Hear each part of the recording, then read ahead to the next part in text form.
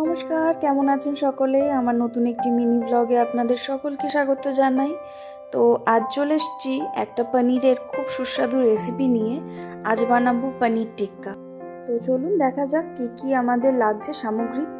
একটা পাত্রের মধ্যে আপনি পনির কিউব করে কেটে নেবেন, কিছুটা ক্যাপসিকাম কেটে নেবেন কিউব করে, কিছুটা পেঁয়াজ কেটে নেবেন, দিয়ে সে পাত্রের মধ্যে দই, পেঁয়াজ, আদা, রসুন, লঙ্কা বাটা, নুন, কিছুটা চিলি ফ্লেক্স, হলুদ, লঙ্কা গুঁড়ো, আর এইটা আমি দিচ্ছি হচ্ছে পনির মশলা, আর কিছুটা বাটার আপনি মেল্ট করে এটার মধ্যে মিশিয়ে দেবেন। ভালো করে এগুলো মেখে মোটামুটি 1 ঘন্টা ম্যারিনেট করে রাখবেন।